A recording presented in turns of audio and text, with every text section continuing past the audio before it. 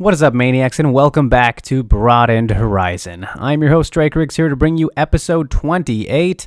Ryzen 43 goes down this weekend, and it acts as a nice appetizer for Super Ryzen 2 next month, featuring more Bellator fighter integration. Before we're joined by two of the stars from each event, we welcome back Mizuki Inoue into the combat sports world mix. The UFC strawweight prospect is finally set to return to action later this year after a 3-year injury layoff. After Mizuki, Australia's Trent Girdham joins the show to preview his fight with Joji Goto at Ryzen 43 and reflect on his chaotic last couple of months. And last but not least, Kana Watanabe returns to Broadened Horizon for the first time since episode 3. The number 3 ranked Bellator flyweight contender gets to compete back in her home of Japan for her next bout with Vida Ortega at Super Ryzen 2 on July 30th. Thanks as always to our great guests for chatting, and thanks to everyone who supports the show, and a special thanks to those who submitted questions for the end. Whether you've been watching on MMAmania.com, YouTube, or listening on Spotify, don't forget to hit like and share if you enjoy. Kicking things off, it's the returning Mizuki Inoue. Well, all right, Mizuki, it is great to see you. Just how are we doing today? How are things going? どうですか今、はい。最近の状況はって。最近、日本に帰国してから、ビザ切れで帰国してから、もう1年ぐらいも経つ、1年弱ですかね、経つんですけど、でも、練習もうまくできてて、いい感じの技術練習もできてるので、自分なりに成長してるなって感じる部分があって、すごく、調子はいいです。Ever since I had to go back to Japan because my visa has expired, it's been almost a year. But since then, I have been able to do pretty good skill training, and also I was able to establish a good training environment. So I feel like I am still improving, so I feel good. Awesome. Happy to hear that. And I saw that you and Naoki were celebrating his birthday this week. Looked like a fun time. Did you guys do anything fun? Just how was that? 今週、直樹くんの誕生日でなんかお祝いをしたみたいですけど、なんか楽しいことしたんですか？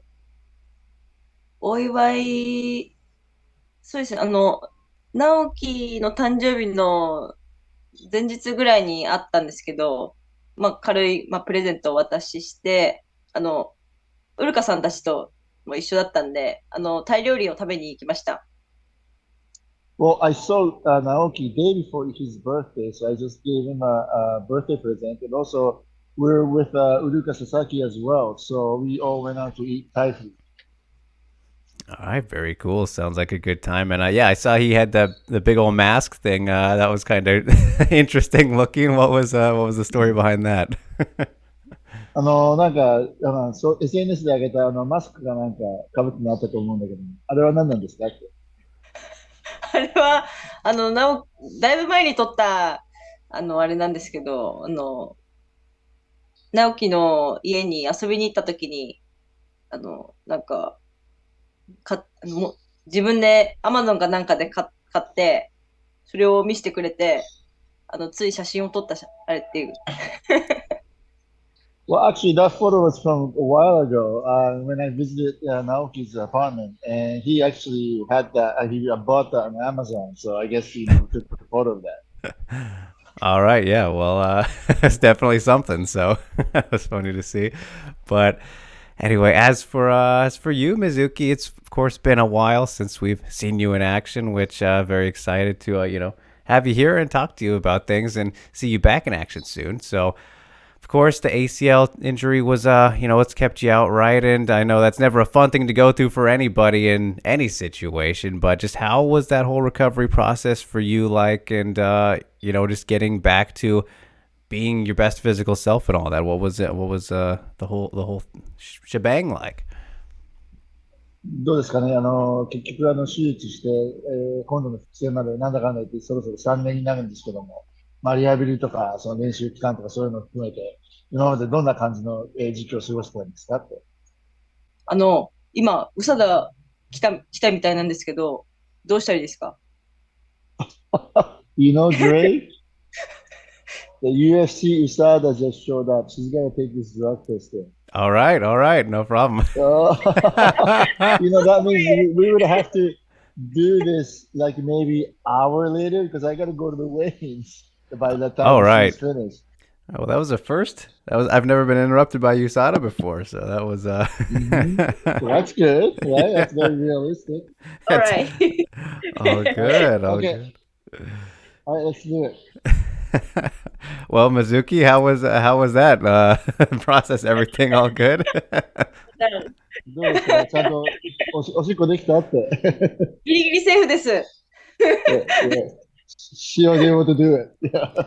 Very nice, very nice. Yeah, I was just saying to Shu that that was my first time I've had somebody interrupt the interview from USADA, so you made history with me. まあ、インタビューの時にこうやって嘘が言ったのは初めてだから、歴史的なことですって。よかったです。Okay. That was good. Yeah.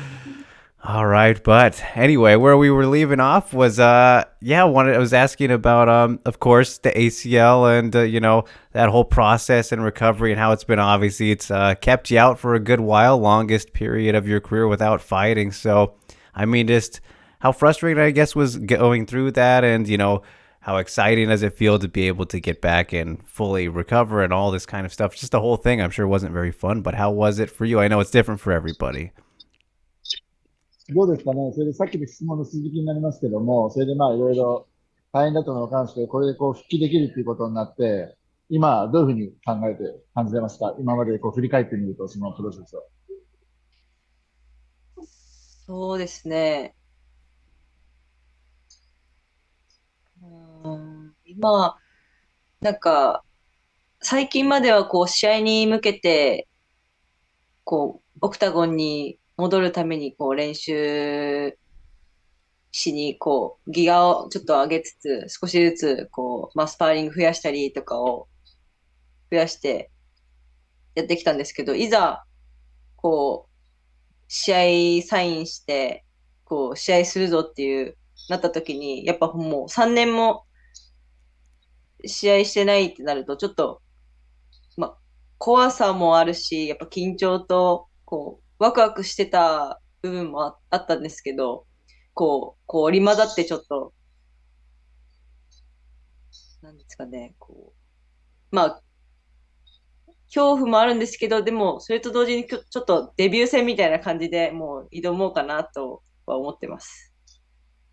Well, I was preparing to get a fight offer, so I was gearing up my training schedule and stuff like that. But once I signed the bout agreement now to make a comeback, I realized it's been 3 years since I last fought. So I was excited about, making the comeback before I signed the bout agreement. Now I signed that I feel a little bit of a, cautiousness and also maybe I feel a little scared about it. So now I have to just mixed feeling of it. So I'm approaching this fight as a like sort of like my new debut fight. So I will have that kind of approach to this fight. Of course. And yeah, I mean, I've always heard the stories from people who have gone through kind of that injury. And when they get back to training fully for the first time, maybe they'll be a little bit nervous and kind of, hesitant to do stuff with the knee. So, like, when you first got back to fully training at 100%, were you kind of like, worried about certain positions and doing certain things in training because of, you, of course, don't want it to happen again? どうですかね。それでじゃあまあ試合するってことで練習始めた時にやっぱりその膝のことが気になって、これはやれないとか、これはやりたくないとかってそういったものが気になるものがやっぱりありますか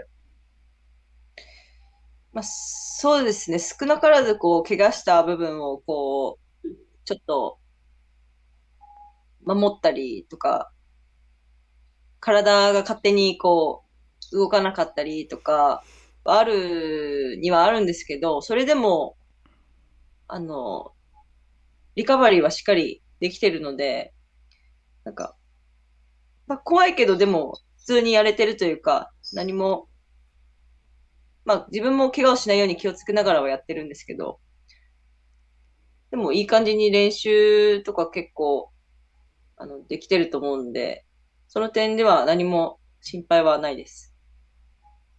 Well, I mean, I do think about the knees I had the surgery on, and I do, think about protecting that part, and my body do react that way naturally. However, I did go through a very good rehab and recovery process, so I'm ready to go. So I'm not really trying to not to be so concerned about that. Of course, and yeah, you've definitely haven't rushed anything of taking your time, which is always good to not kind of get ahead of yourself with things. So it sounds like you've definitely been doing the right thing. But I gotta wonder, like, has it been weird for you though? Not fighting Mizuki because you've been so active through your career, as we said. This is the biggest stretch you've gone. Has it been weird to just not go out there and punch people like you're used to doing? どうですかね。今までどっちかというと結構アクティブに試合してたのが、まあ、今回3年ってすごい長い間、期間が空いたのは、なんかちょっと変な感じがしませんかって。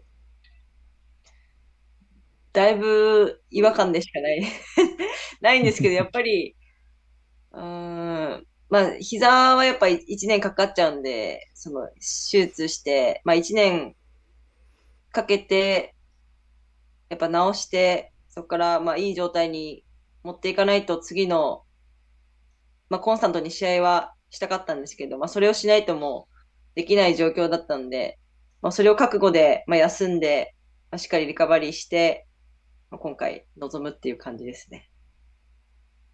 Yes, it's true. I only feel a sense of so-called awkwardness. But I when I decided to do this surgery, I knew it's going to take at least a full year of recovery, meaning going through the rehab to get back into the normal walking stage. So, I when I made that decision, I said to myself, I have to take this long stretch of break. So, that's okay. I knew this was going to happen, so I'm approaching this fight in that.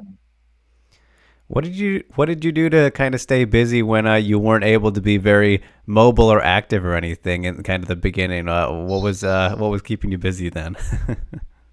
どうですかね。じゃあ、一番初めにリハビリとかしてて全く動けなかったりするとき、松葉杖とかついてるとき、自分のこの時間を潰すためにとか何やってたんですかって。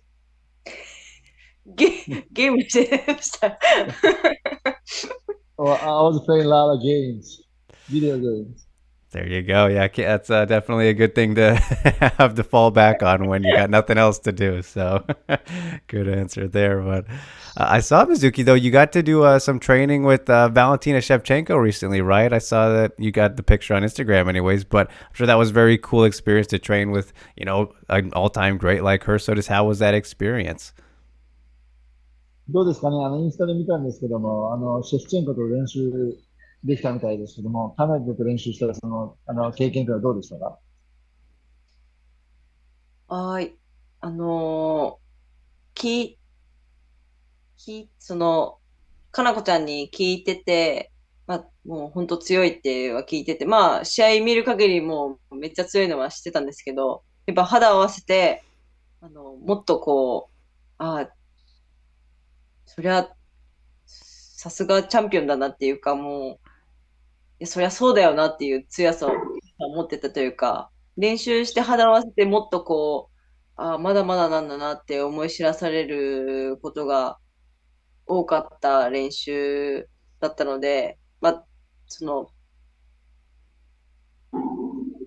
そのシェフチェンコに対して対策は全然全くしてないで臨んで、まあ、こう、初めて合わせてって思ったので、まあ、打撃においても、まあ、組においても、フィジカル、グラウンドのテクニックにおいても全部、もう、いいものしか持ってなかったので、そこをなんか、もっとやんなきゃっていう、それが多分2月に練習したんですけど、そこからまたこう自分が、やんなきゃいけないことたくさんあるっていう思い知って、で、今に至るので、結構自分もこう、すごいこう太刀打ち、まあ、ほぼ、なんですかね、練習、シェフチェンコとやって、まあ、結構、グラウンドとかやっぱ強かったんで、あれだったんですけど、こう、成長できたなって、自分がもっと成長しなきゃいけないっていうのを知れてよかったなって思います。Well, before I trained with Shevchenko, my buddy Kanako Murata told me that she's very very tough because I knew she has trained with Shevchenko before.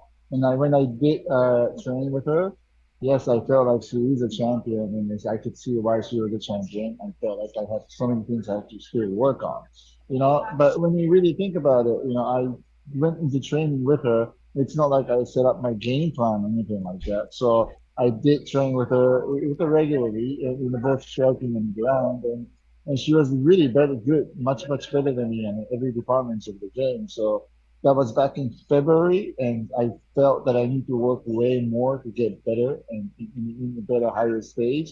So from February to now, that gave me a sort of like a turning point of motivation for me. So that experience, whole experience of training with champion, it's making me better, is how I feel. Yeah, I mean, can't go wrong, of course, with training with anybody like that. And very cool that you got to, experience it a little bit. And, it's kind of funny the tie there too, Mizuki, seeing you train with her. And then what afterward, she went on to, lose the title, unfortunately for her, but it was against somebody you're familiar with, your old opponent, Alexa Grasso, who you had that great fight with back in the day in Invicta. So I just want to get your thoughts on like what you made of Alexa pulling off the win that way after having trained with Valentina and then, having your experience with Alexa from your great fight back in Invicta. どうですかね、練習した後に、やって負けちゃったんですけども、グラスに、それに関してはどう思いました？なんて言いました？ほん、私の予想は普通にというか、まあ、絶対王者のバレンティーナが勝つとは思ってたんですけど、しっかりそのアレクサもそのフライに転向してからそのしっかりまあフィジカル強化してきたりだとか、まあ自分の持ち味生かしたこうストライキングでこう制圧してっていうゲームプランとしっかりこうゲームプランも練った上でそのバックにこのバックの取る練習も試合前のウォームアップでしてたんで、やっぱそういったところ、細かいところも含めて、すごいさすがだなと。Well, my prediction for that fight was the Shevchenkos to win that fight. However, Alexa, who I've fought before, ever since she went up to 125, looks like she has built herself up a little bit in terms of strength. And also by looking at her pre-fight warm-up, she was doing a lot of drills and working out on taking on Shevchenko's back and stuff like that. So I think she set up a very, very game plan and approached that fight, is my impression. Yeah, I mean, it's hard to deny it worked out pretty well the way that she got the job done. So congrats to her, of course. But all right, Mizuki, let's talk about you some more though, because of course we've been hitting at it, and I know that the comeback fight is official, right? September 23rd is the date that you got coming up, but no, I don't know who the opponent is. Are you at liberty to share now? Is that all right to talk about? Who's the big name that you'll be coming back to beat up for the first time in a couple of years? これで復帰戦が決まったということで、まあ、9月23だということは聞いてるんですけども、対戦相手に関しては、ここで言っていいんですかねという質問なんですが。対戦、言っていいんですか？ Yeah, I'm not even sure I can reveal my opponent, but, you know,どんな感じの選手かってことでいいんじゃないですか。あ、はい。そうですね。相手は、そのストローも試合最初出てるんですけど、フライでも戦ってて、こう、ストローとフライでこうずっと試合をしてるんですけど、でも体格見るとやっぱり、ちょっとストローにしては、ちょっとごついというか、体格が良くてフィジカルあるのかなと思いきや、その試合動画見るとそこまでパワその体見た感じよりもパワーがないというか、だから技術的には絶対私の方が上だと思うんで、その点に関しては何も多分問題ない感じではある選手なので、まあ、一発パンチ、ラッキーパンチもらわなければ、こうゲームプランとか、もう技術で多分普通に押し勝てると思うんで、だから問題なく、自分的には勝てそう、ハプニングがない限りは勝てそうな相手なので、しっかり準備して勝ちたいなと思ってます。Well, I don't think I can reveal my opponent's name here, but I can talk about my opponent who has been fighting both on the strawweight and flyweight. She's been going back and forth. So for strawweight, by looking at her physique and everything else, that she probably has more power over other people. But by looking at her fight footage, it doesn't really show too much about her so-called natural physical strength. So and then I figure that in terms of skill set and technique, I feel I'm definitely better. So unless if I get hit by some of her power punches or do some kind of careless mistakes, I think I should be able to win this fight. So I will prepare well and I'll set up my game plan and execute that in the game plan in this fight. All right, very exciting. And will it be at strawweight for you coming back? Because I know obviously you fought at both strawweight and flyweight yourself. Is it going to be at 115 for you? どうですかね前にもフライでやったことは分かってるんですけど、これは今回は100ストローですよね。はい、もちろんです。Yes, of course. All right, very cool, very cool. 115, yeah. Well, I have some guesses, but I don't think you'll tell me anyway, so I at least had to ask, Mizuki, but looking forward to it, whoever it is. And well, I'm assuming you'll be heading back to New York, too, once you're able to for preparation with Sarah Longo again for this one?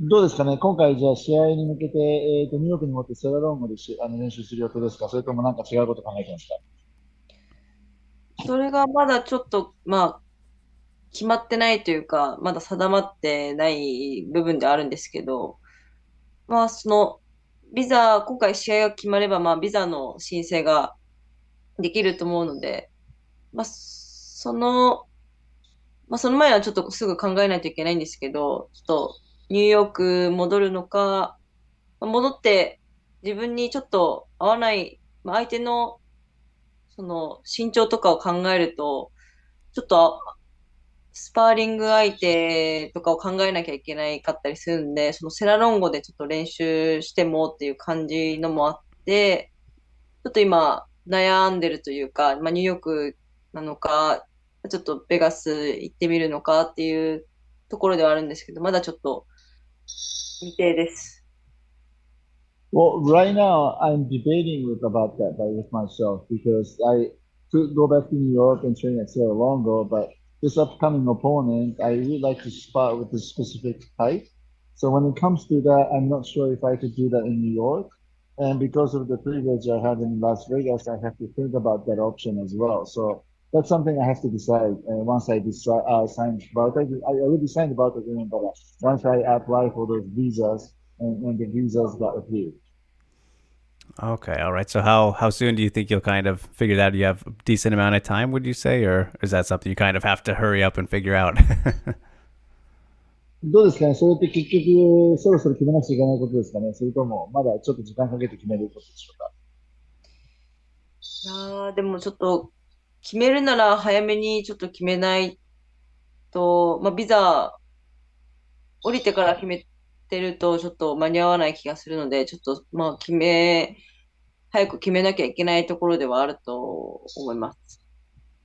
Well, yeah, that's something think I have to decide relatively soon because I don't think I should be wondering about that once my visa gets approved because I want to be renewed immediately once visa gets approved. Of course, makes total sense. So, yeah, sure, we'll get things all sorted at the appropriate times and whatnot. And of course, looking forward to that comeback fight, Mizuki. But also, I got to ask, since you mentioned in Kanako here, who please tell her I said hi because I'm a big fan of Kanako's as well. A friend of the show, of course. I mean, when is she going to come back? We're dying to see her get back in there too. It's been a while since her last fight. Is there any plans for Kanako you can give us for teasing her comeback as well? どうですかねさっきちょっとかなこちゃんの名前が出たんで聞くんですけども、彼はかなこちゃんのファンだそうで、ここにも知ってるんですけども、どうですかね彼女いつ頃復帰戦できそうなんですかねって。彼女はもういつでも復帰できます。Well, Kanako, I think she can fight anytime now. Hopefully, yeah. Would love to see her back. She's always a good fun time, whether it's in the cage or out of the cage. So I'm sure you know that very well as well. But I kind of love seeing these relationships, between fighters and whatnot, Mizuki. And I think it's really cool for you specifically, not just with somebody like Kanako and having that friendship and bond and whatnot, but of course with your brother Naoki too. And I just gotta wonder, like, how cool and special has it been for you to share like that fighter bond together with your brother, as you guys have both come up so young in your careers and built out the pathways that you have and still continue to build out. How cool of a thing has that been for you? どうですかね、直樹くんもそうだし、例えば、かなかちゃんもそうだけども、こう、幼い頃からずーっと格闘技やってて、今でもずっとこういう感じで、こう、仲間でいて、こう、同じことをずっとやってるっていうのは、どういう感じですかね、その、関係性とか絆とかそういうコンセプトから考えると。うーん。まあ、そうですね。まあ、かのこちゃんにおいては、初めて出会ったのが去年の、初めて出会って、直接話したのが去年のまあ5月ぐらいだと思うんですけど、でもやっぱりずっと格闘技をずっとやってる、ずっとやってるというかもう一つのことにこう、一生懸命やってる人っていうのは、やっぱ、自分とやっぱタイプも似てるだろうし、気が合うというか、まあ、それに競技も一緒なので、こう、分かり合えるものがあるというか、こう、すごい、なんか、ですね、長い間一緒に弟とは違って、まあ友達なんですけど、なんか、長い間過ごしてきたわけじゃないけど、分かり合えるものがあるというか、まあ仲間意識がやっぱあって、こう、すごい一緒にいて、まあ面白い性格なのもあるんで、一緒にいて楽しいし、でもやっぱ仲間としてこうやっぱ心強いというか、まあ、彼女も彼女で私にない強いところを持ってるし、レスリングで培ったものをやっぱ持ってるし、こう、こお互い切磋琢磨できる相手というか、まあ弟は、まあずっと家族なんで、何も、まあ言わなくてもわかるじゃないです。大体わかるじゃないですけど、まあ弟ちょっと変則的なんでわからないところもあるんですけど、それでもやっぱりこう、格闘技やってるときはこう、何考えてるか大体わかるというか、なんかそうですね。でも仲間っていいなってやっぱ思います。Well, in terms of Kanako, I actually met her in person, in actual person last May. But she is sort of like the same type as me in a sense that she's been sticking with the one sport ever since when she was young. And we both do the same sports. We're in the same competition. So in that sense, I think we really get along. It's sort of like a camaraderie kind of thing. But at the same time, Kanako is a fun person to be with. That's why I think we get along well. And because of her wrestling skills is something I don't have, and I think I can teach something she doesn't have. So we both can teach each other to get better. So in that sense, I think we're very, very good friends and teammates and a camaraderie. In terms of Naoki's my family. He's my brother, so I pretty much know what he's thinking most of the time, especially when it comes to fighting and everything else. Of course, when it comes to his private life, he does like to, throw a few curveballs. So a lot of things I don't know about that. But in terms of fights, I know very well. But again, he's also my buddy in partner in crime type of a friend too. So we're both in the same boat in that sense. So I think we believe that we all have a special bond. Yeah, of course. And do you think that your career would be a lot different or maybe more difficult if you didn't have him also competing in MMA? どうですかね、自分のキャリアを見て思ったときに、直樹君がもしもそばにいるのといなかったのでは、自分のちょっとキャリア違ってたと思いますか？要は、弟が同じ競技やって、こう、切磋琢磨できたっていうか、そういう部分があったから、自分も強くなったとか、そういうのはありますかね？うーん。昔はやっぱり、まあ、一緒の道場で愛知でやってて、で私の年、やっぱ一番、まあ、自分が上でやってて、まあ、次、年下ってなったら、あの、直樹が次の大きい人だったので、なんか、こう、その時はやっぱり、大体コーチと私とって練習して中で、まあ弟と、まあ他の高校生たちと練習してっていうのがあったんですけど、やっぱそう、ちょっと、なんですかね。その時はまあ女子選手と練習してなかったので、まあ弟がいてくれたから、やっぱちょっと自分も頑張ろうって思えたりとかする環境だったんですけど、今だと、やっぱり、今弟がいてもそういう気持ちになるかと言われると、多分そうじゃなくて、まあ、弟は弟でこう、自分のバンタム級で世界で戦えるように、やっぱ体作りしたりとか、やっぱ女子と男子ってやっぱりちょっと違うと思うので、まあ、そういった部分で、今一緒に練習場にこうバって集まってやっても、多分、そういう気持ちにはならないというか、だからその、今、かなこちゃんと練習して、とか、他の女子選手と練習して、こう、切磋琢磨し合える環境があることの方が自分にとってプラスになってると思うので、なんか、そうですね。まあ、昔は昔の練習方法でやってたし、今は今の練習方法で頑張ってて、なんかいい、そうですね。こう、なんて言ったらいいんですかね。今、まあ、今現在で考えるいい環境でやれてるかなと思います。Well, when we were back in Aichi, when we were young, and it was a small dojo, so I was the oldest and the biggest one there, and the person who is the bigger next to me, the bigger than the biggest second person was Naoki. So in that sense, of course, he was there to always be as a training partner. So in that sense, it's he's been there a very motivation for me. But now, the time has passed, and now I'm training in Tokyo, so is him, and he's also fighting in different promotions, and he's at bantamweight. He's trying to build his physique to get to the level where he can compete at the world class at the bantamweight, which is totally different from what I'm doing right now. So right now, let's say if I meet him at the gym, it's totally different from what I used to be in Aichi. It's not like he's my training partner. I prefer training with another female fighters and all the other the fighters who's closer to my weight class to improve my skills. So I think it's a little bit different right now. So in the both way, I think both of us are in a very good training environment.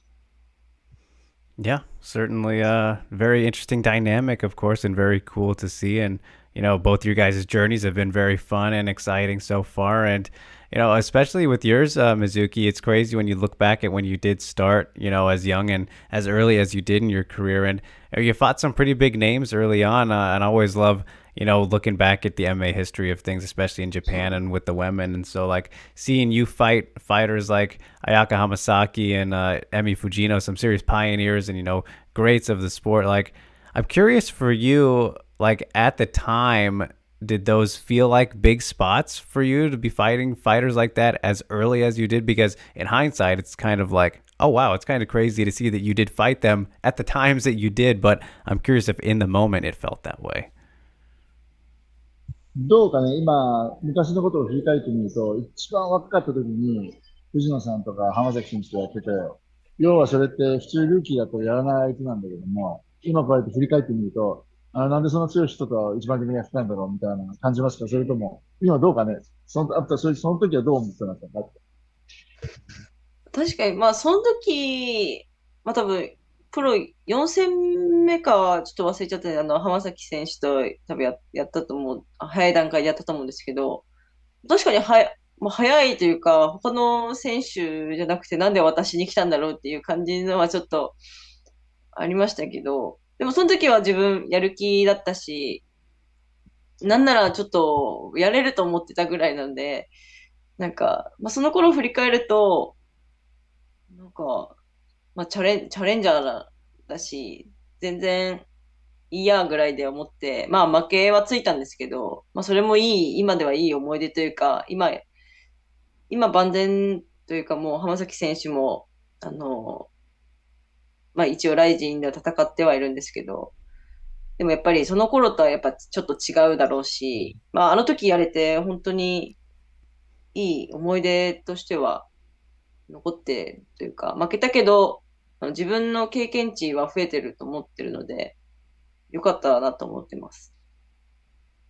Well, yeah, sure. When I look back, I think that was my fourth pro fight when I fought Hamasaki, and I don't know why that fight offer came to me. Maybe apparently nobody else wanted to fight her, but back then I was, you know, in the spirit of a challenger. I would say I actually thought I can beat her.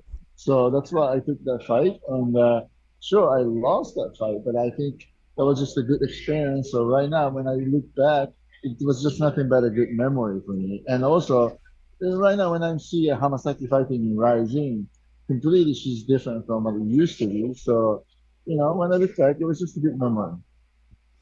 Yeah, of course. I mean, definitely you have plenty of those throughout your career and have fought so many great opponents. And I got to wonder too, like Mizuki, is it somebody stand out specifically to you as the toughest fighter that you fought? どうですかね、今までいろんなビッグネームとやってきたけども、一人、これは強かったなっていうのを選べて言われたら誰ですかね、対戦相手。うーん、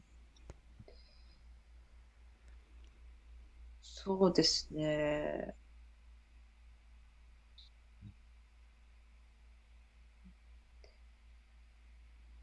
でもまあ一番最近の試合がやっぱり心に残ってるというか、パワーが桁違いというか、強かったなっていうもの、やっぱ最後のアマンダ・レモスの試合が一番ありますね。その時はやっぱりちょっと負けた、負けたのもまああるんです。まあジャンジローバーとかでもやっぱり強いには強かったんですけど、なんかそこまで恐怖はなかったんです。やってて恐怖なかったんですけど、試合中にやっぱ怖いなって思ったのが、レモスの試合でした。Well, if I have to choose one, I guess it has to be the most recent one because, I lost. And also, I felt that she was physically very strong, the strongest I ever faced, which would be Amanda Lemos. And sure, the girl like Janjarova, she was very strong too. But I think against the Lemos, I felt a little bit of a scare during that fight. But I didn't feel that against the other opponent. So in that sense, I just it has to be Lemos. All right, yeah. I mean, fair enough. Both two very talented strawweights, and Lemos going on to fight for the title now. So, I mean, no shame in that one. She is pretty darn good.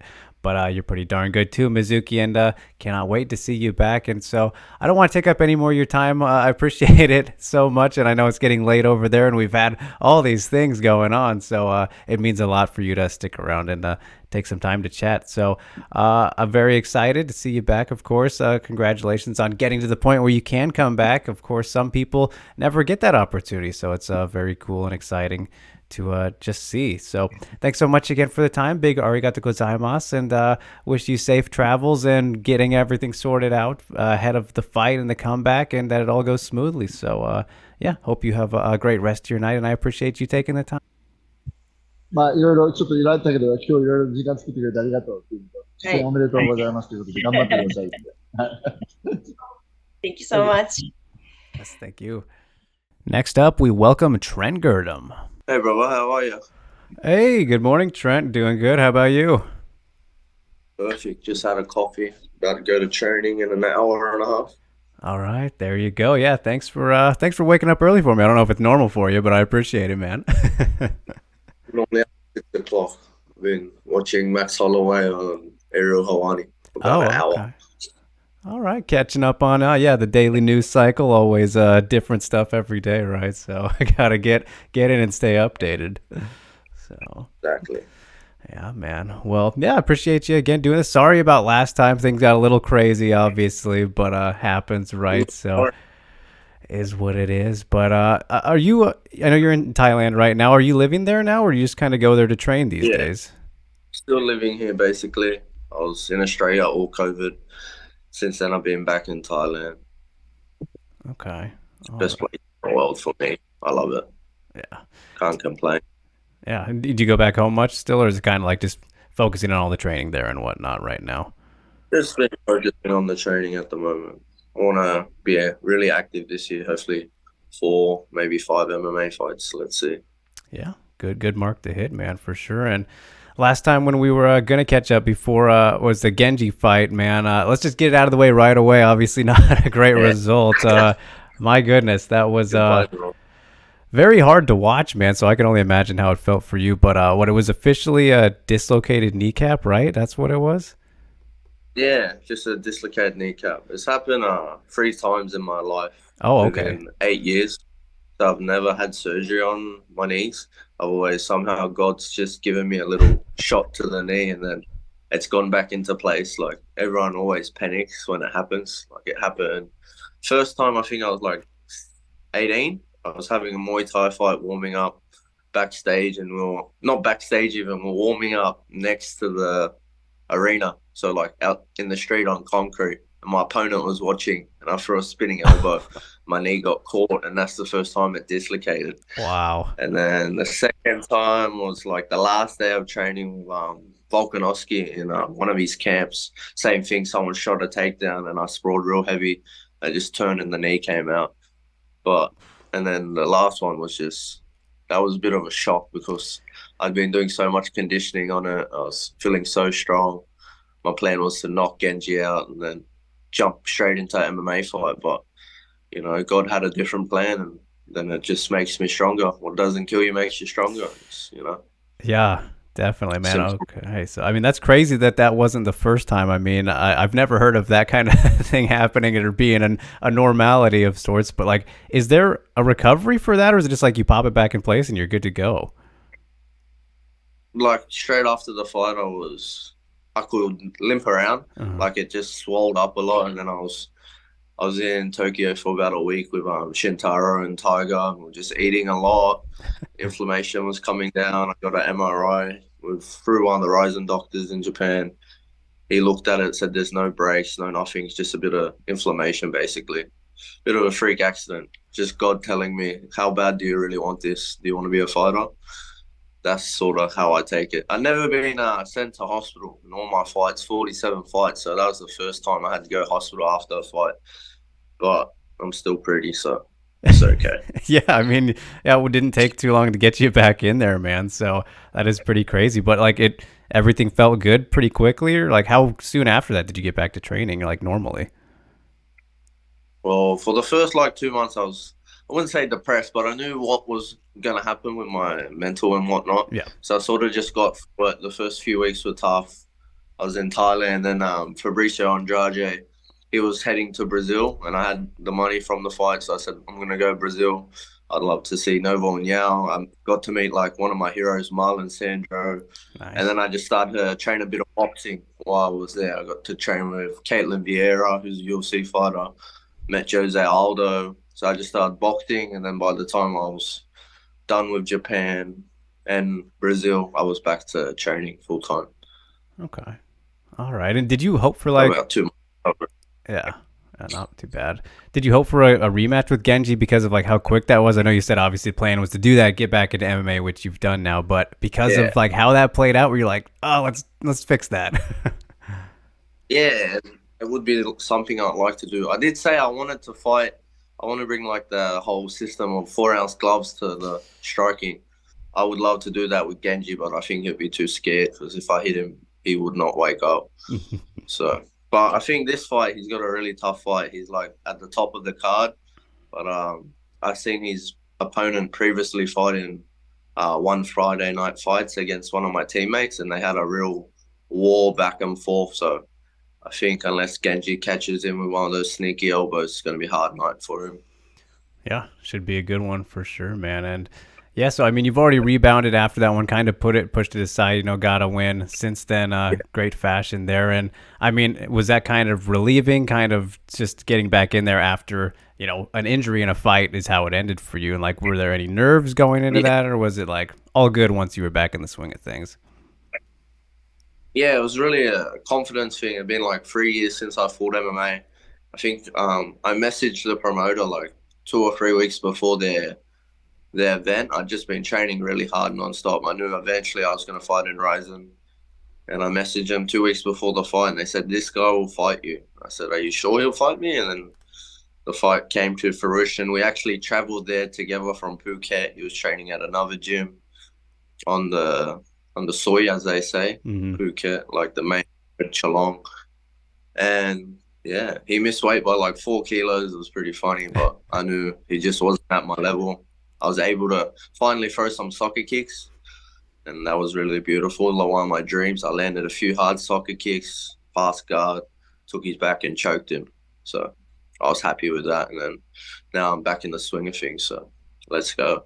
Yeah, man, no doubt about it. And it's kind of crazy when you look at, the Ryzen run specifically so far, of course, because, you were matched with two of the toughest guys you could have possibly gotten in your first two Ryzen MMA fights. So I'm curious, like, when you look back at those, man, like, what would you say you kind of learned the most from those experiences so far in the MMA fights in Ryzen? Yeah, the MMA fights in Ryzen have been crazy. Like Victor, me growing up when I was 16, 17, I was already watching Victor Henry fight in Pancrase, fight for the Pancrase world title. He was one of the only real foreigners fighting in Japan at the time. So to me, he was like a hero. Yeah. Even when I met him, I'm like, the only way I'm going to beat this guy is like a lucky flying knee. I'm going to catch him with something. That was my plan.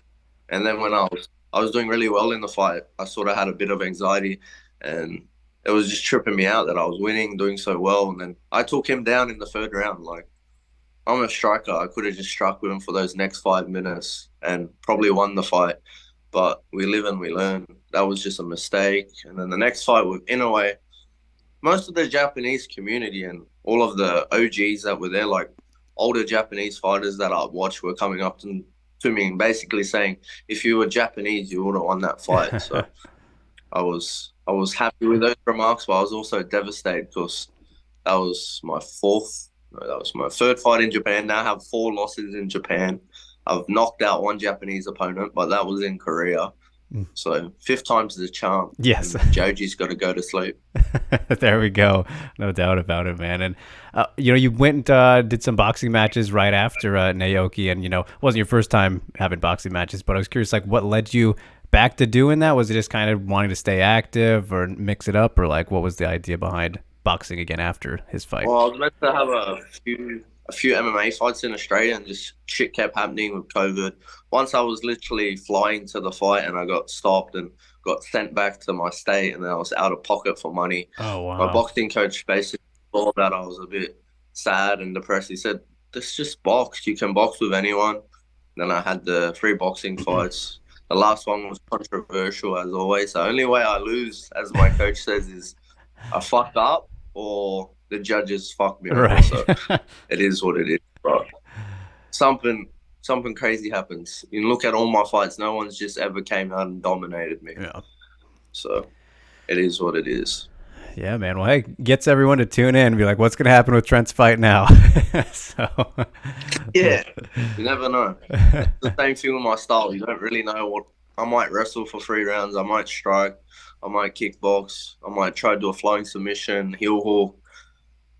Sometimes I don't even know what I'm going to do, but I have a really good strategy and plan for this fight, and we've been training harder than ever. I've never eaten so clean in my life. Like, Fabricio Andrade is basically like, he's like a younger, bigger brother to me. He's doing really well. He's won the ONE FC title. He's helping me a lot. He's teaching me the art of discipline, healthy eating. My mind's so clear, so strong. So I think this will be the best version of me. That's awesome, man. Yeah, Fabricio definitely killing it right now. That guy is very talented. But I'm glad you mentioned the, kind of the strategies and those kind of aspects of things, because I was curious, like, do you typically go into fights with like a set game plan in mind, or is it usually just kind of loose and free flowing, or what has it typically been for you throughout your career in that regard? My career is always different. I always have a plan for the style or the opponent. Like, I watch a lot of footage. Like, I've probably seen Joji fight more than he's seen himself fight, unless he's at home watching himself fight. But I know he's got that real nice left hand. He touches with the lead. So I've come up with a lot of things to counter that. I think physically I'll be a lot stronger than him. And either way, on the ground or on the feet, I think I'm just more complete fighter. But we'll find out on the night. Yeah, absolutely, man. And of course, yeah, never planning on the decisions, especially after some don't go your way, right? That's one of those things you don't envision happening, right? If I have to fight someone for 15 minutes, like I think my third MMA fight, I fought 25 minutes and I won 50-45. But yeah, I got 10 finishes on my record for a reason. Absolutely, man. And this is a question I've kind of been asking some fighters lately because I'm curious about it when you talk about, good training camps. And it seems like more often than not, a good training camp is kind of a bad or a shitty training camp, right? Like the best training camp, you want it to be hard and, you don't want to feel good, it seems like. But so I'm curious, like from your perspective, what exactly does make a good training camp? For me, like I've been doing for the past 2 months, basically striking, 5-minute striking round, 6 rounds with Fabricio Andrade, one of our other teammates, Felipe Lobo, who will possibly be fighting for the 1FC title against Haggerty, and Jose Jojo. He's a monster leg kicking machine. So I've been training hard with them, and they're all bigger than me. So I always try to seek out the best competition in something I'm not even doing. I'm doing MMA, but I was sparring these guys for 6 rounds, just striking, not able to grapple.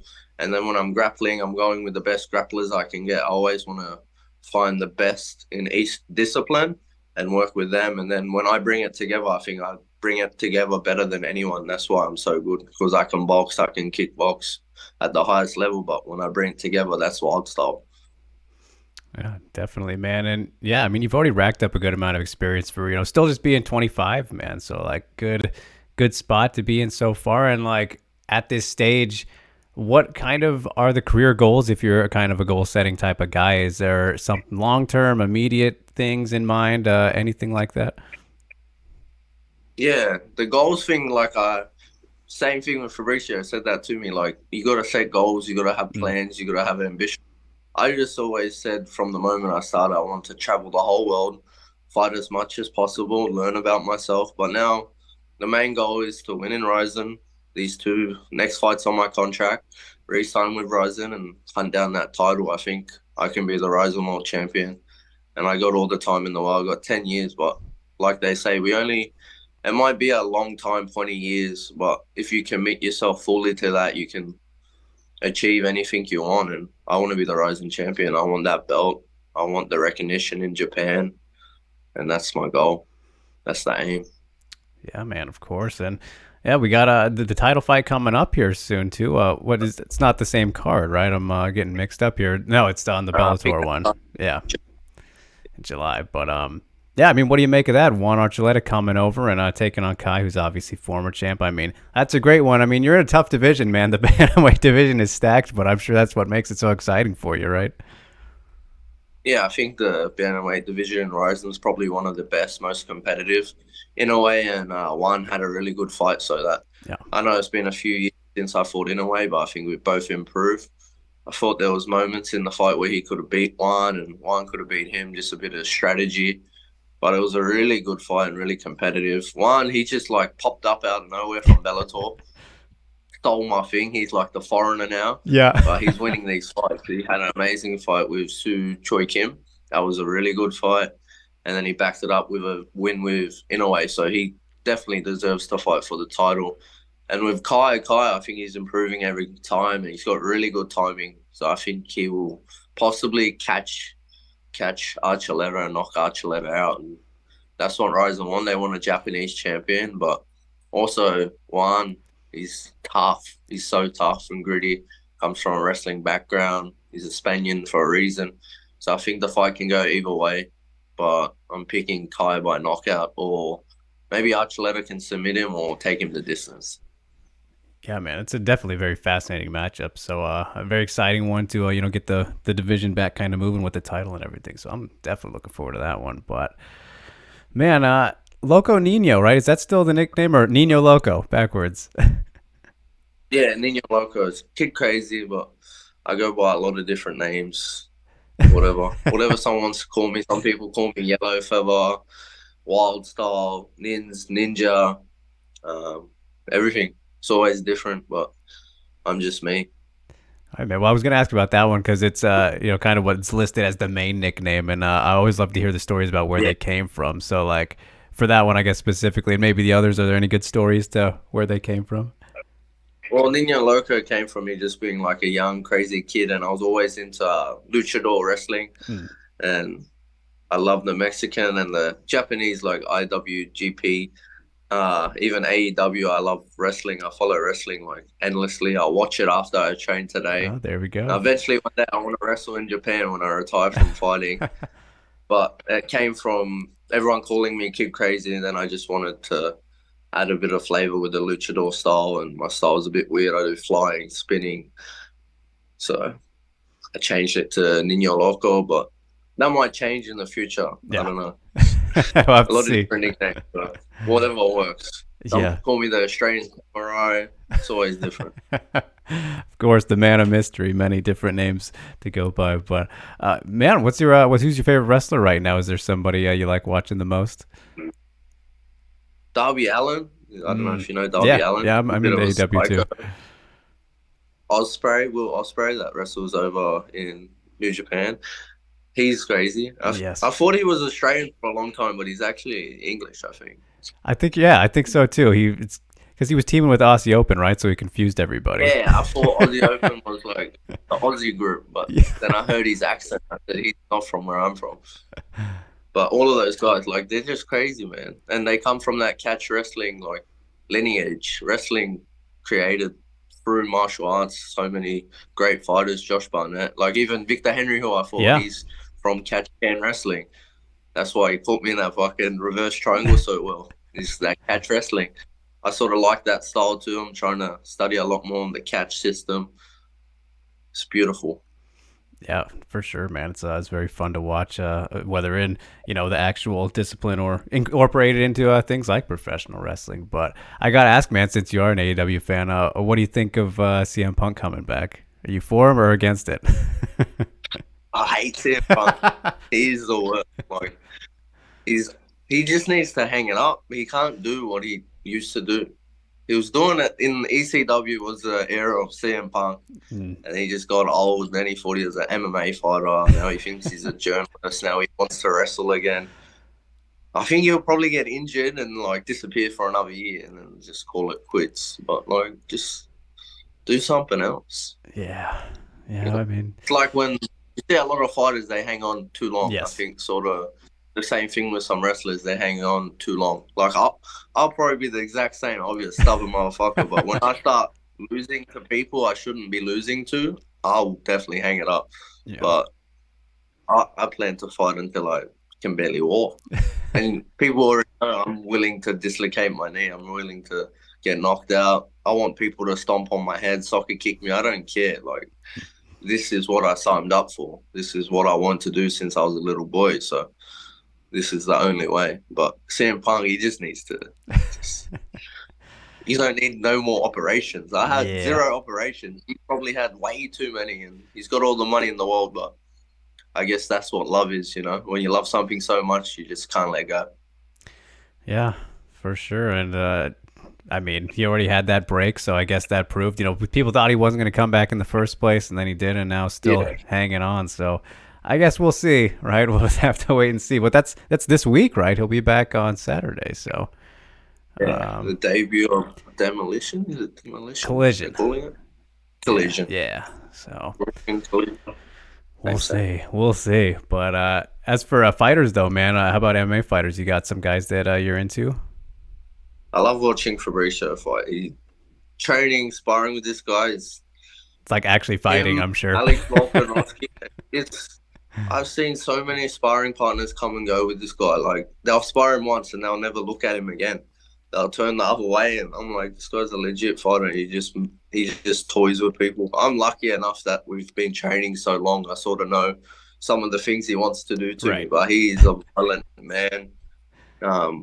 I love watching Alex. I'm really excited to see him and Yair fight each other. Victor, I'm still watching Victor in the UFC. It's enjoyable to see him cross over. I wish he stayed in Japan. I wanted to fight again when I was a little bit older, a little bit wiser. I think I'll kick his ass eventually. But he's doing really well. Had an amazing debut. Now he's won his last 2 fights, I think, back to back.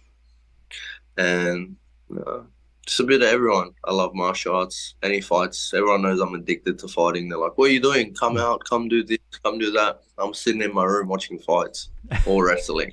That's about all I do. I eat healthy. I watch wrestling. I don't go out on the weekends. I've been to the beach once in the last month. Like, I just love what I do. Awesome, man. Well, man, I got to spring on you then. Tough question, but if you never somehow didn't get into fighting or combat, like, what do you think you'd be doing instead? Is that even you can even think about that? That's probably like one of the scariest questions to ask. Because like since I was 15, I left school when I was 15 to be an apprentice chef. I hated it. I liked it, but I was working 10-hour days and I couldn't train anymore. So I went into a pretty deep, dark depression. But I was very happy to find out, like, I knew what I wanted to do. I told everyone. Everyone laughed at me. Imagine being a 15-year-old kid. My first fight, I got knocked out cold. And then I lost 3 out of my first 5 fights. I'm telling everyone, oh, I'm going to be a fighter. I'm going to travel the world. Everyone's laughing at me. Basically, my parents believe in me. A few of my coaches. And the more I won, everyone started believing me. But you know who's real and who's not. So I have no idea what I'd do. I want to be a like sports teacher or something like that. But going back to school would be hard. Yeah. I hated school.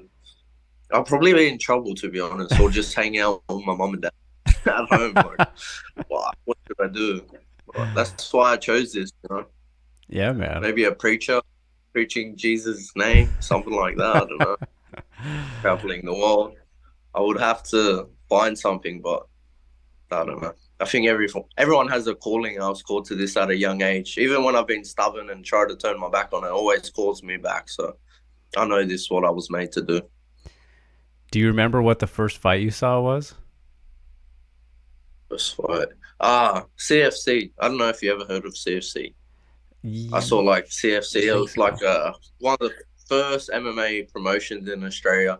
I actually ended up fighting on Super Fight in my like 4th MMA fight, who was the same promoter. But I saw Hector Lombard absolutely maul this French guy and like split his face to pieces. Then I watched I saw Robert Lasita, who later lived with me, and I cornered him in 1FC. So the first scene I saw was that, and then I went and watched all the Pride and all the K1, and then later I got into the UFC. So I've always been a fan of the Japanese style and the show, because the wrestling, that big show that everyone had a personality, everyone could wear what they wanted, they were able to be themselves and express themselves, and that's all I ever wanted to do, express all my pain as a child of just being bullied or picked on. Or now I do it because I just absolutely love it. I just want to inspire like the next generation.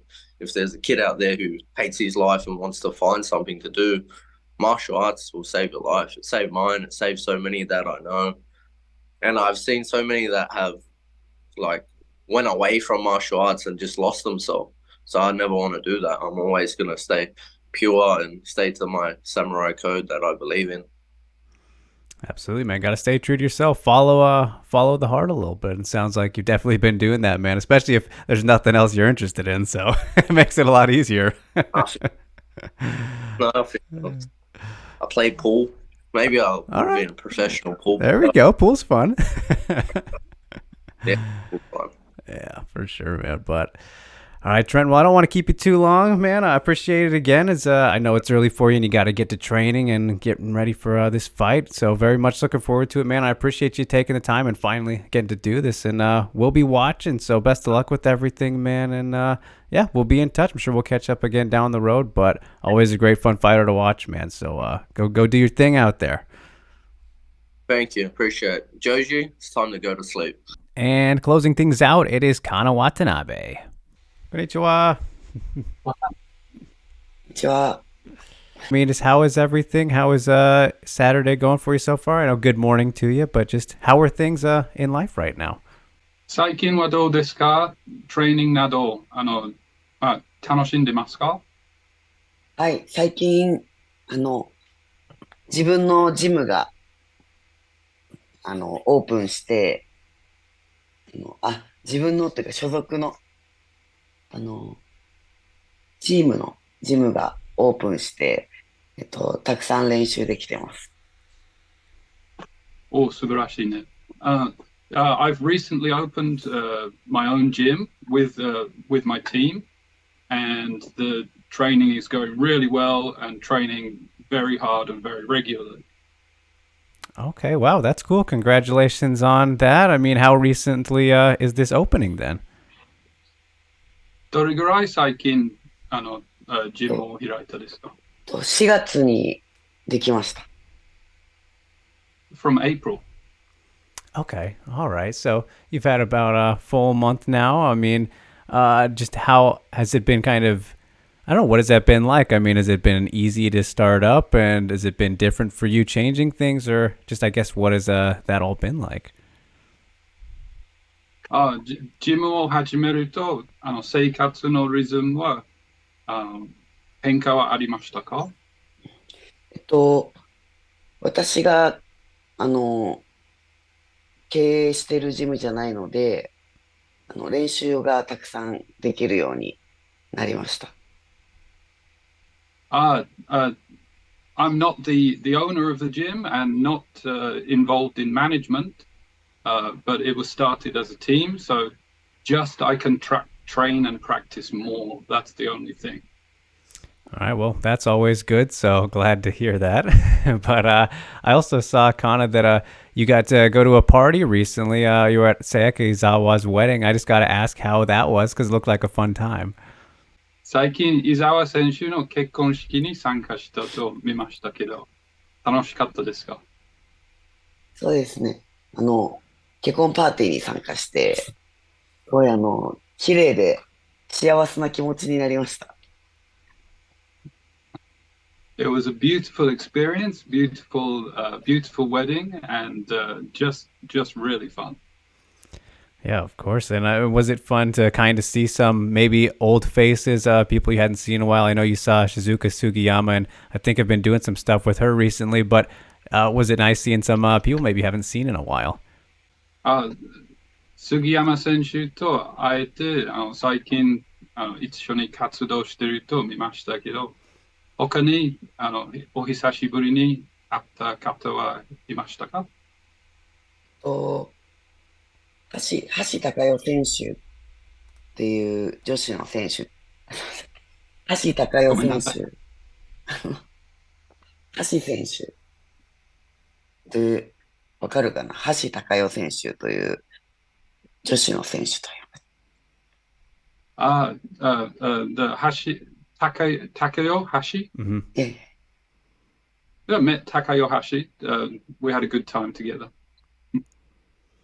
All right, very cool, very cool. Yeah, so looked like a good time indeed. But of course, Kana, it's been a while since we've caught up and a lot has happened. And, I think you've had 2 fights since we last spoke, but unfortunately, the last one didn't quite go your way, but was still a very good fight and performance against Ali Malay.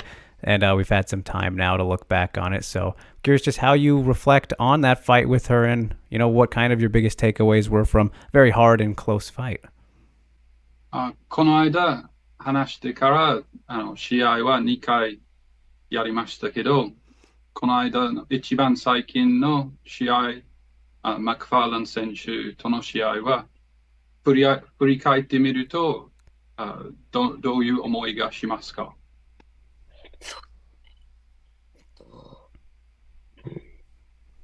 自分の課題が出た試合だなって思ってて、で、やっぱりしっかりとフィニッシュを1本か KO を取らないといけないなって感じました。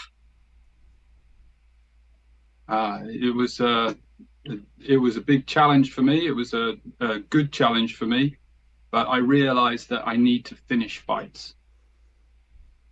Okay, all right. So have you been doing I know that's something you've been wanting to work on for a while now, and just, as you continue to improve your striking and whatnot. So have you been doing anything specific to try and make changes in training to make that a reality, I guess? 最近ストライキング技術をすごく練習してるとはわかるけど、他に一本一本で勝つことができるように、他になんか技術とかトレーニングしてますか？ね。グラップリングはずっと長い間、ずっと継続的に力を入れて練習しているのと、あとはレスリングに最近はすごく力を入れてやってます。As you know, grappling's my thing. I've been doing it for a long time. I never stop. But recently, I'm putting serious efforts into my wrestling. Okay, all right, that's exciting. Yeah, gotta always mix up all the grappling arts. There's so many to work with, right? It's like, would you say that there's more? I don't know. There's way more to learn technique wise with things in grappling than striking, or do you kind of think it's pretty balanced? How would you say from your perspective? Oh, 総合格闘技でいろんな面があるけど、ストライキング対寝技と思ったら、どちらの方が学ぶときどちらの方がいろんな、新しい技術学ばないといけない。どちらの方が細かく考えないといけない。どちらの方が新しくすると、これは難しいなと思います。私が、ずっと柔道をやっていて、少し寝技はやったことがあったので、私は打撃の方が難しいとは思うんですけど、逆のキックボクシングから総合格闘技に来た人とかは、寝技が難しいっていう風なのも聞くんで、やっぱりその自分がやってた競技によるのかなと思うんですけど、私は打撃の方がまだ苦戦してます。Totally depends on what you grew up doing. Obviously, I've been doing judo since I was small, and the ground game is natural to me, and anything related to it comes pretty naturally. But the reverse is true for strikers. People coming from kickboxing into MMA, they have great troubles with the ground game and find that a little bit difficult. So it just depends what you started with, really. Yeah, that definitely makes plenty of sense there, having the base and whatnot. But going back to kind of the McFarlane fight, Kana, I'm curious from the mental side of things. Only 2 losses in your career now, which is still very good, and hopefully no more. But I'm curious from the mental side, what would you say is harder to deal with, a close decision loss or, a finish? Because they're both, very different types.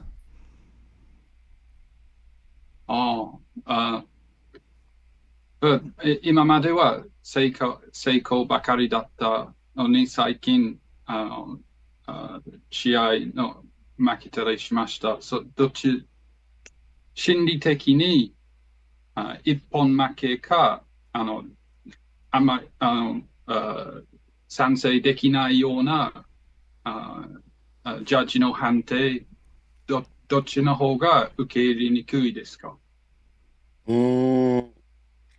そうですね。やっぱり、一本とか KO で負けると、しょうがないなっていう気持ちはあるんですけど、やっぱり、微妙な判定で負けてしまうと、やっぱり悔しさが特に残ります。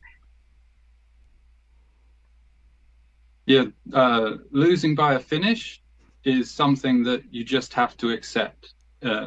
There's nothing you can do about that. You got finished. But if when you lose by a judge's decision that you're not really in agreement with, that lingers and it's difficult to accept it. Yeah, I can imagine, especially when so many people thought you won, Kana. I was seeing all the support online for you, and very few. I didn't really see too many people who said you didn't win. So I can only imagine what the fan support and reaction messages were like for you. So was it kind of overwhelming? Did you get a lot of people telling you that you won the fight? 私たちはオンラインで見た限りは、ほぼみんなは渡辺選手がこの間の試合は勝ったと思ってるけど、あなたのソーシャルメディアの反応などはどうですか？たくさんの応援が来ましたか？そうですね。本当にたくさん応援が来て、あの、日本人も海外の方からも、あの、君が勝ってたよっていうような励ましの言葉をたくさんいただきました。Yes, I got flooded with messages from both Japan and from overseas saying you won that fight. Does that like make it better at all or soften the blow a little? Because like you said, it lingers from the judges, announcing that. But I mean, I'm sure it is nice to know that most people, way more people than just, three judges think you won. So I'm curious, does that help anything at all, or does it make it worse? Like, how do you take that in? そういう励ましの言葉を言われると、気持ちが良くなるか、まあ、ただ、さらに悔しくなるどちらでしょうか。すごく難しいんですけど、やっぱりでも、試合が終わって、自分の中では、もう、負けてしまったことを、次の、試合に向けて、プラスに考えてるんで、悔しいというよりは、ありがたいっていう気持ちですね。I'm thankful for the loss because it gives me focus for my next fight. And I'm going to take that and I'm going to put it into my training for the next fight. And it's gonna work for me. Absolutely, and we're very much looking forward to that next fight. You got Vita Ortega back at home. Kana get to stay home for the next one in Japan there for the Bellator and Super Ryzen 2 event. Very exciting stuff. I mean, just as for Vita, like, are you familiar with her much? Obviously a top 10 opponent, but what do you make of this matchup and how excited are you to obviously not have to go very far for this one? 今度のアーテイガ選手との戦いは楽しみにしてますか？はい。もう一度日本でパフォーマンスできることは海外ですると気持ちが違うですか？そうですね。やっぱり、でも、私はあんまり、どこでやっても、日本でやっても、海外でやっても、自分のパフォーマンスを出すだけなんですけども、やっぱり周りの方の応援とか、今まで自分の試合を見れなかった人に試合を見てもらえるっていうのはすごく嬉しいです。For me, wherever I fight, it's the same. I focus on the fight. I can fight anywhere. But I'm really happy that a lot of fans are going to get to see my fights, people that have never seen me fight before. And, that's what it's all about. I want as many people to see my fights as possible. That they get that chance and that I get that chance to perform for them. That's great. Definitely. And, with somebody like Vita as well, Kana, I think it's interesting, talking about wanting to finish more. And with someone like her who she's incredibly tough. That's been kind of a story throughout her career. Like, she's only been finished once, which was by Alima when she had that big nasty cut on her forehead, and she still wanted to fight even with that. But I'm curious, when you are going against someone who is as tough as Vita is going to be, like, does that make it even more important for you to go out there and finish? アーテイガ選手はほとんど一本負けはないです。ですので、それであなたの最近のトレーニング、最近の一本で勝つようなシーンは、さらに強くなるですか？さらに戦いたくなるですか？そうですね。やっぱり、うん、まあ、かな。でも、あまり関係なくて、自分の力をぶつけるっていう気持ちですね。まあ、誰とやっても、そのフィニッシュを狙うっていう、一本を狙うっていう気持ちは変わらないので、変わらず全力で戦いたいなと思ってます。I'm gonna fight to finish whoever I fight. So whether she's tough or not makes little difference because I'm gonna fight to try and finish. Absolutely, absolutely. And Kana, I gotta ask, like, will the red hair be coming back for this fight, or are we done with that now?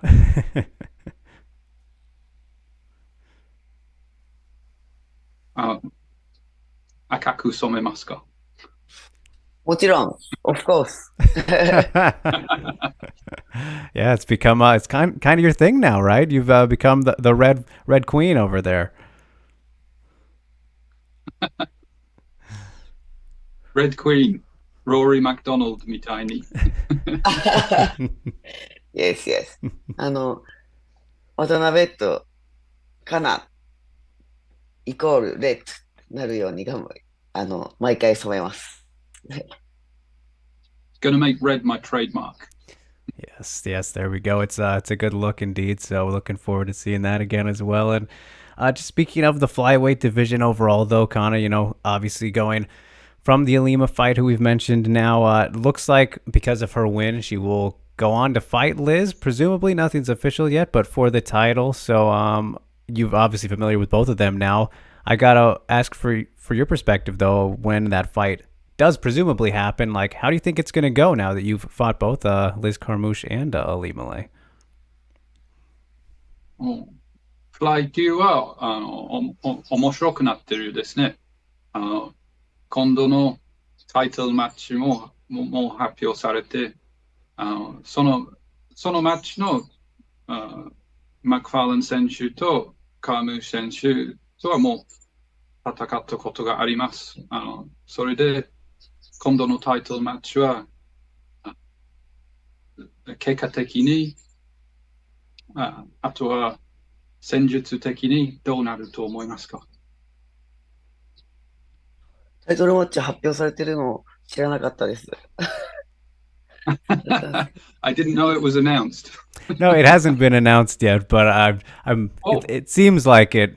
That's the direction that they're going. So, yeah. My bad. Yeah. すいません、間違えました。いや。通訳の間違いでした。はい。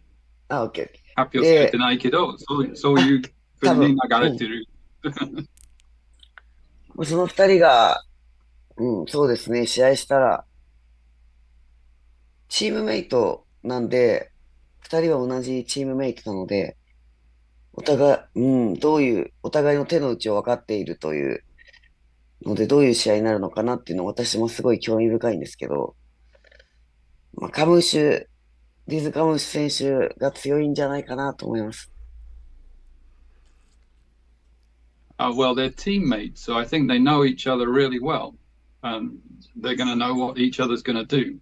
But what I think is that Carmouche seems pretty strong.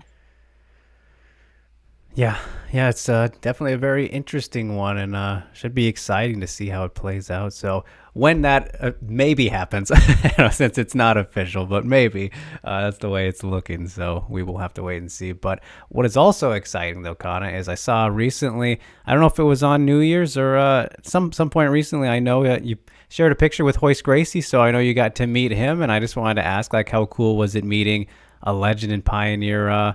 Like the godfather of BJJ and MMA. 最近お正月ぐらいに偉大なホイス・グレイシー選手と会うチャンスはありましたと見ましたけど、そういう、偉大な選手と会うのはどうでしたか？いい経験でしたか？はい、とても嬉しい経験でしたね。なんか、テレビで見てた選手と会えるのは、すごくなんか、不思議な気持ちです。嬉しいです。Yeah, I was really happy to meet him. As somebody who I always watched on TV, a mysterious figure and someone, it was amazing to meet him. Yeah, I can imagine. And have you ever had any moments, Kana, where you've met some fighters and legends like him? Maybe it was with him, but where you have that starstruck moment where you're kind of nervous and, hard to speak, maybe anything like that? 今まで、なんか伝説の、ファイターと会って、言葉が出なかったり、緊張したりしたことありますか？あんまり会ったことないんで、あんまりないです。No. All right, fair enough. Fair enough. Yeah, they're all the same, right? So, all right. Well, I mean, as for all your accomplishments, though, so far, Kana, plenty of great wins in your career, of course. But I'm curious, like, up until this point so far, all the wins that you have achieved, like, is there one that stands out to you the most that you really like to think about and, the victory you're most proud of so far in your career? 今までのキャリアの中に、誇りとして目立つ勝利はありますか？まだないです。At this point, still not. Really? Not even like the debut or the Bellator debut? Any of those moments are ones that you kind of look back on nicely? MMA デビューでも、ベラトーデビューでも違いますか？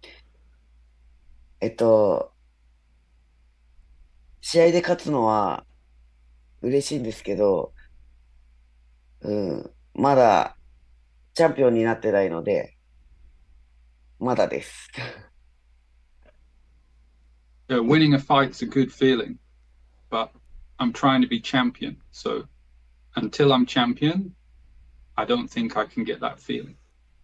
All right. I love that attitude, Kana, and that definitely makes a lot of sense. So it's a perfect way to leave off then here because, of course, I want you to fight forever, even once you do become champion. But I'm curious, like, do you have a plan for how long you do want to fight for? I mean, obviously, I'm sure you're not thinking about retiring or anything crazy like that at this moment. But, some people I know will plan out how long they want to fight for. And so do you have anything like that in mind, or is it just go until you become champion? What would you say you're at right now?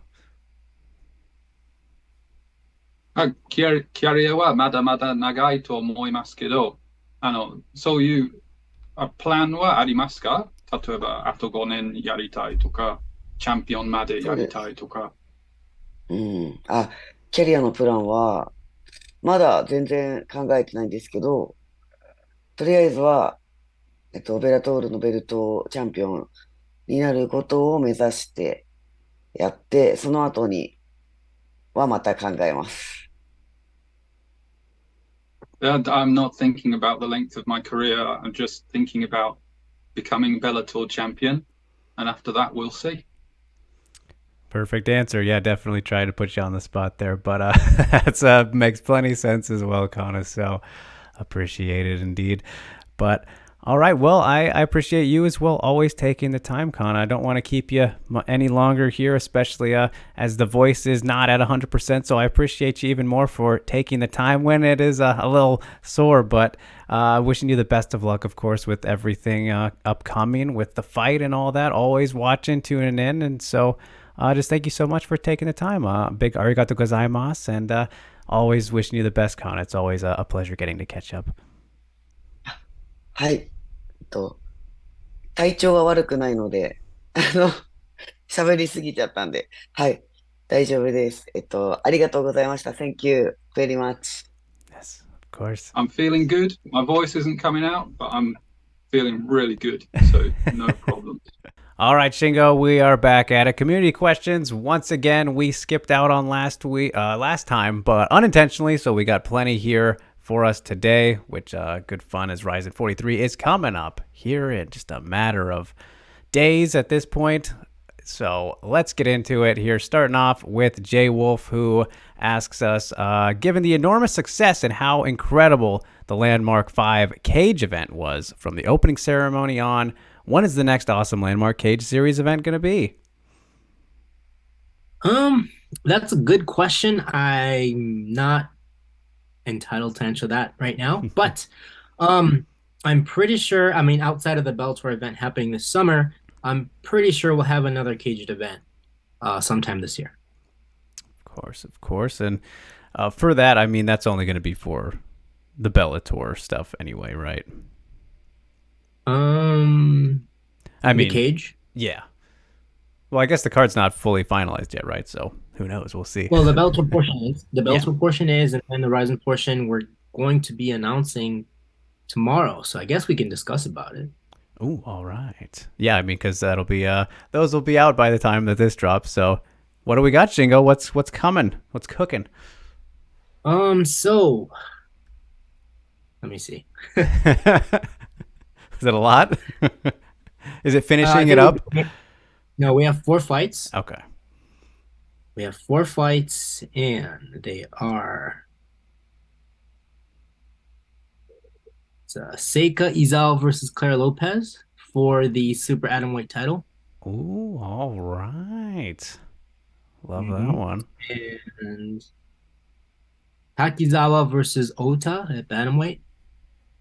Okay. And then we've got Daichi Abe versus Igor Tanabe. All right, very nice. Igor is a very he's a very talented jiu-jitsu guy.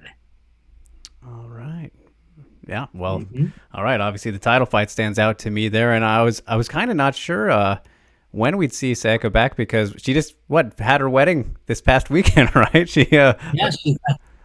I think she's currently, like right now as we speak, she's on her honeymoon right now. Yeah, that's what I thought too from just what I was seeing on social media. So, well, she wastes no time just doing it all. The champ for a reason.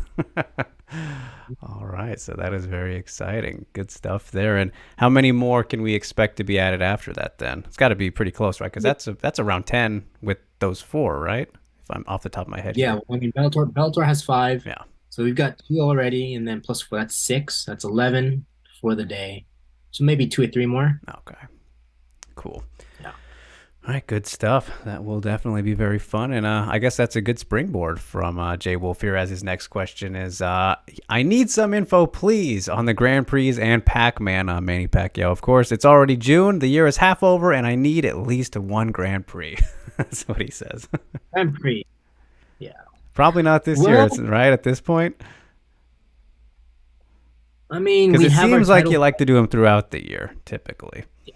So, I mean, if we were to start anything, we could always start in September. We can start an 8-man tournament in September, right? And then the quarterfinals and then the semifinals and finals can be done on New Year's. Yeah. Or we could do an 8-man tournament start in July. Quarterfinals in July, semifinals in September, and the finals on New Year's Eve. You think there'd ever be? I mean, go on. I was gonna say any chance of a one-nighter, just for the whole thing. No, I don't know how that would be received in this time of day. Yeah. I mean, maybe if it was like a small one, like you just did a little 4-person, maybe. But yeah, past that could be a little much. But only one way to find out. Yeah, I mean, our talent pool in the flyweight division has been growing. We still have a very talented division in our featherweight division. We have a lot of Japanese fighters. If we can bring in and mix it up with international fighters, that's a very strong weight class that we could have. The lightweight division, obviously, the international fighters are very tough. We have a pretty good pool of fighters in the lightweight division. So, I mean, you know, likely in any division we can hold a Grand Prix if Yeah. we want to. This year it seems like we could still tell a lot more stories without a Grand Prix. All the fighters and characters are developing, and the fighters themselves can tell the story on their own without the help of a Grand Prix. Yeah. So this year we've been able to tell the story continuously without relying on a story from the tournament. So we'll see. And as for Pac-Man, yes, he is a very busy individual and with many things. Yes. Obviously, the exhibition business has been kind of taking off, doing its thing. We're not sure who started it, but yeah. So we do have an agreement with him. So hopefully, it's just about scheduling. Yeah, it's just all about scheduling and timing. So, I mean, he will be competing in the ring for sure. All right. Hopefully. Yeah. Just have to wait and see. Yeah, he's definitely got many hats that he wears, so gotta find the timing as always. But appreciate those from Jay Wolf as we move along here too. The MVP, as always, of our community questions segment. You know who it is. King CO24 bringing in the goods as he always does, starting us off with is Ryzen aware of the One Pride MMA promotion located out of Indonesia? It seems to be the only other MMA promotion in the world that uses sucker kicks and grounded knees. More of a question about the rarity and interest in the co-promotional banners coming back with One Pride MMA being included. Yeah, yes, we are aware of One Pride. And I think they had a really good relationship with One FC. And they were providing fighters from the Philippines, a solid roster over to One FC at one point, I think. So yes, we are very well aware. They do the soccer ball kicks and whatnot, and they have a bunch of warriors. All the fighters are there, and they come to fight, and they have really exciting fights, lots of finishes. Definitely. And always open to co-promotion with anybody, right? Exactly. There you go. Thank you. So, and then he's got a personal one for you. Shingo says, how were the travels to France and Azerbaijan? Well, it was good. I mean, it's long. Yeah. But, it's always good to travel and see what the market is like in different areas. Paris was amazing. Bellator was a sold-out crowd. The atmosphere was absolutely amazing. Azerbaijan was completely something that I didn't expect. It was it's my first time stepping foot on I think it's a socialist country, right? So I'm not sure. Quite sure. Yeah. I apologize if I'm wrong, but most people are they're Muslim, and it's a socialist country, but it was very clean, very amazing. I was blown away with a lot of new things. How far is Azerbaijan from Japan? How far is that trip? There is no direct flight, so I think on our way back, it took us like 16 hours or something. Okay, wow. Was it longer than France? France direct flight was 16 hours, I think. Okay, so they were both about the same length. Jeez. Yeah. It's a traveling man. Well, glad to hear that they were good. Yeah, looked like good times from all that I was watching from over here as well. So cool. And then he asks both of us, as Drake and Shingo, if you considered your MMA interest level at a 10 out of 10, how would you rank your interest in kickboxing? I thought the Anpo versus Buakaw fight was pretty fun, so I would like to see more high-level kickboxing. So that is a good question, where I would put it on the scale. I mean, I definitely, if I was to rank like all of these things broken down, taking out of MMA overall, your kickboxing, Muay Thai, grappling matches, boxing. Boxing's like at the bottom for me because it's whatever has the least involved, I'm the least interested in. So like I really enjoy watching kickboxing and Muay Thai and all that stuff, and even grappling. And I'd put those all ahead of boxing by a good amount. But if we're talking kickboxing specifically, I think it's probably about the same as Muay Thai, and I'd go Solid 7 or 8. I mean, I like the blend of everything. That's why MA is a 10 out of 10, as he mentioned there. But I have nothing against it. It's just I like everything all in one the most, which is why MMA is obviously the passion. But yeah, I have nothing wrong with. I prefer kickboxing and Muay Thai, let's say, much more over something like boxing, despite that being more popular. But I'd say maybe a 7 or 8 for me, Shingo. What about you? Yeah, I'm right around there, maybe 6 or a 7. I mean, if I had to work, I mean, my interest working in the industry would probably be close to a 0. Yeah. But just, as a fan watching the sport, yeah, I'd give it a solid 7. So. Of course. And then last one from King CO is, he says, Ryzen 43 has women's fights at bantamweight and strawweight. Is this a sign of more divisions getting booked fights or hometown fighter one-off matchmaking? Then he says the strawweight fight includes Suryoshima, who has fought under 100 pounds before. Yes, microweight. I believe she's still the microweight champion in Deep Jewels. So there must be an interesting story behind her not fighting Seka for the super atomweight title, as we already mentioned there. Yeah, I mean, we're more of an organization where we'll book fights if it makes sense, and we'll book fights if there's a demand. So, having the women's 2 fights at 2 different divisions, it's there because it made sense, and we just want to try to test the waters. We just recently had this conversation internally. As far as the super atomweight division, we've kind of went through the whole circle, And are we going to ready to do a second wrap? Actually, we've done 2 circles, I think, and with the super atomweight division. So maybe we've had some discussions and maybe explore talent in other weight classes, and identify the new stars and try to create this new movement with several divisions. So we're testing out the waters and see if we can determine if we can have somebody that we can build a division around.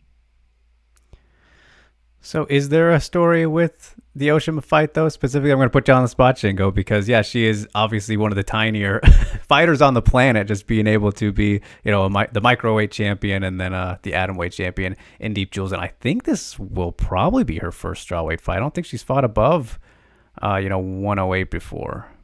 Yeah. Yeah. Well, I think it's... maybe. I think she's fought above that before. Yeah. I think she's fought at strawweight. I'm not quite sure, why the matchmaking, she's not getting these all fight, but, it's a lot of the times matchmaking is about timing and scheduling and timing. And sometimes, it just, some fights that are supposed to happen, it just, sometimes it takes time, it takes time to happen. For whatever reasons it is. Yeah. Yeah, and I mean, for Sayaka specifically, she was kind of in a weird spot where she had the Miyu fight. That one fell through. Then she just fought like a couple weeks before the wedding, right, when she got the win over Amp in Deep Jewels. So they kind of got thrown off in terms of actually lining up with each other there. But, yeah, it will be interesting to see how things go in upper weight. So, of course, looking forward to that one. And then the bantamweights, which division that definitely gets no love practically anywhere aside from the UFC these days. So, good to see that, of course. But we appreciate you as always, King CO, always bringing the goods. As we move on to one question here from Dave, as he asks, with Genji Umino convincing Sakigabara to once again put on a kickboxing with elbows fight, is there a chance we see the likes of Nadaka in the Ryzen ring again? I mean, anything could happen. Like, the door's always open, and whatever makes sense will most likely to happen. So I think if both parties agree to something that makes sense, yeah, it's definitely going to happen. Why not? So I'm not kind of aware of maybe a backstory here, but because of the way he mentions this with kickboxing with elbows, did Nadaka want elbows? Is there a thing where he was like upset about something? No. Nadaka he was able to fight under his rules. He wanted elbows to be included in every fight, in which we gave him. So whenever Nadaka fought, it was technically Ryzen kickboxing rules with elbows. Technically, it wasn't like Muay Thai rules, but kickboxing with elbows. So I Okay. think Umeno is getting that for this fight, and I think the question is, will we see Naraka back? Right. So we'll see. I mean, I think the contract is done. The contract is done. So Yeah, very fun fighter though. So I guess we'll just see what the future holds. But I appreciate that one, Dave. As Daniel Zibicki here wraps us up with a couple quick ones, as he starts by asking, soon we will have the first title bout in 2023. Will it take place? Oh, this is a good one. Will it take place with the 3-round distance, or are there plans to change it up? There's been the discussion, obviously, of bringing back the 10-minute first round, or doing the 5x5, Shingo. I haven't seen anything myself, but is there going to be change with Archuleta and Kai coming up, and anything like that? You know what? We've had this discussion internally, and I think we already have a direction. I'm not sure if we've announced it yet, but I'm not sure if maybe tomorrow. I mean, you can always edit this out. Yes. So I mean, I'm just gonna answer that anyway. But yeah, we're not gonna go 5 rounds. We're just gonna stick with 3 rounds. Because we don't necessarily agree that the 5-round system makes for a better, exciting fight. I mean, there are always situations where both fighters are exhausted, and it just the slop fest drags on for an additional 10 minutes. And obviously there are a lot of dramatic ways that only championship rounds can bring. Yeah. But Sakakibara is, I mean, our philosophy is that, if you're given 15 minutes, go finish the fight in 15 minutes. It doesn't really matter if it's 25 or 15.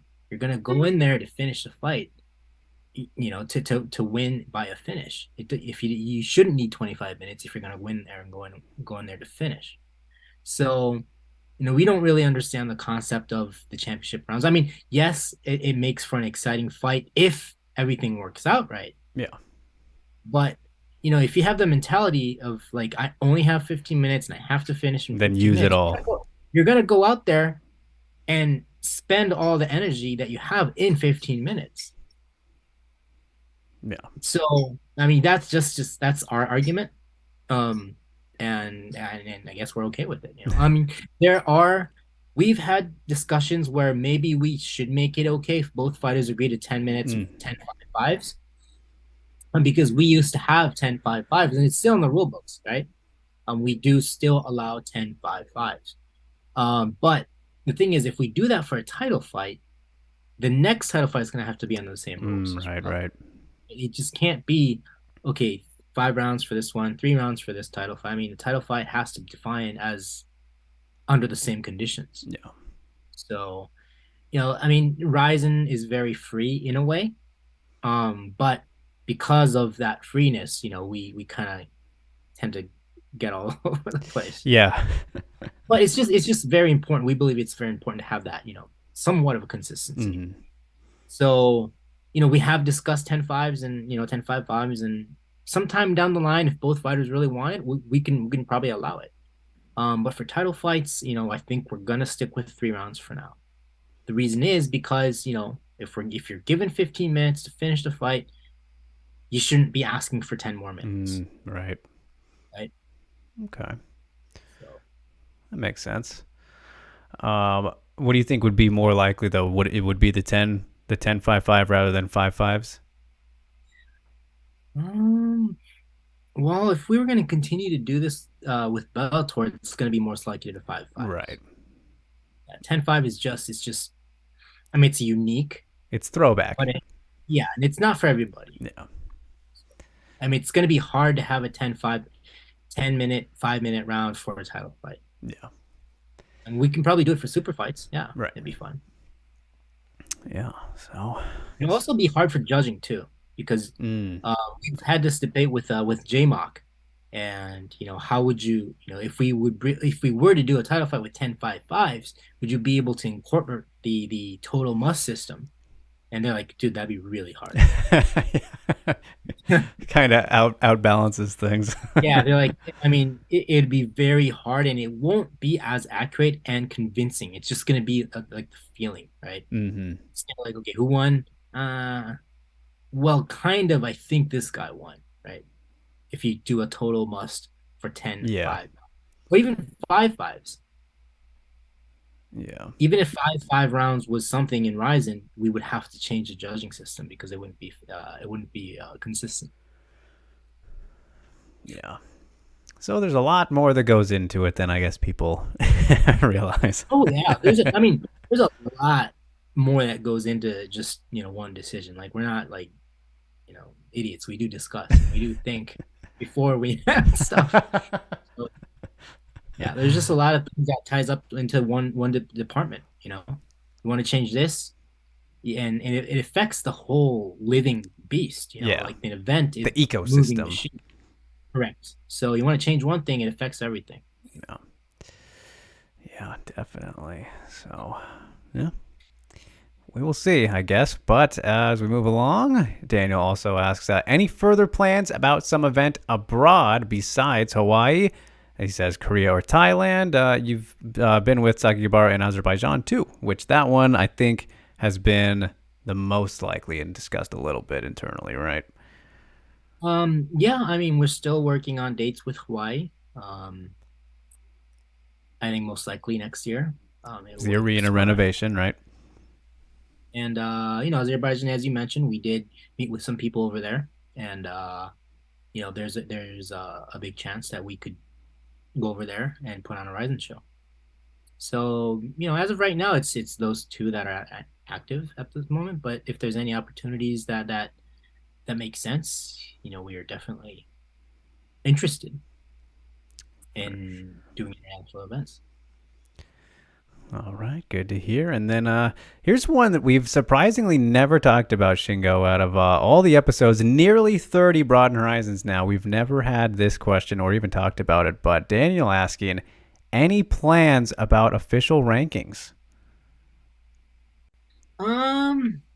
That's something that's brought up a lot, actually. Right now, we do not have plans on doing official rankings.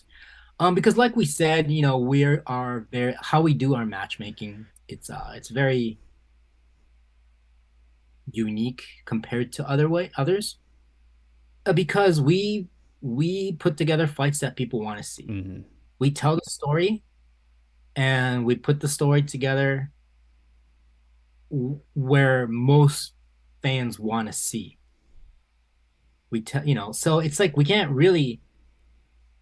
If we have a really good, badass fighter that we can't really tell a story on, we can't really matchmake it.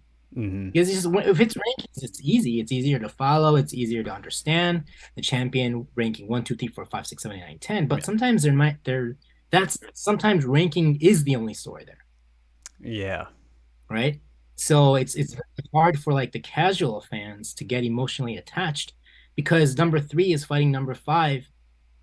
And that's it. That's the only narrative that's there. You don't really understand why they're fighting. What's the story on this fight? It's just another fight fighting for rankings, mm-hmm. right? So I think the approach Japanese MMA has is a little different. It has more of the pro wrestling aspect. You tell the story, you get the fans emotionally attached so that they actually care about this fight. You don't need to know them, right? You don't need to know fighter A and B, but just how we present the fight, just a short 2-3 minute video before the fight, and that helps. That helps the audience get emotionally attached and care for the fight. So rankings make it hard to tell the story that we really want to tell, if that makes sense. Yeah. I mean, like in this case, it would be more of kind of a fallback, I guess, when there's nothing else, like you were saying, right? So, because I mean, it's just another fight. Yeah, and for example, like just mentioning Seca and Claire Lopez, which I really like, and I'm fine with it, but it's, I will say, probably not the most logical by merit title fight that you could make. But the story of Claire Lopez, I mean, she is a top atomweight now, and from the Combate side and then beating Reina and all these things, like that's a pretty good story there, right? Yeah, it's enough. I mean, we have enough tools to sell the fight, right? We have enough toys. We have enough tools and storylines on Claire to make it interesting for people to care. So it's, I don't know, it's just how we do our matchmaking. And obviously this probably won't work, if we were like any other promotion who had events every week. If you constantly had to match, if you had to constantly be 4 months ahead every week, every weekend, this system won't work.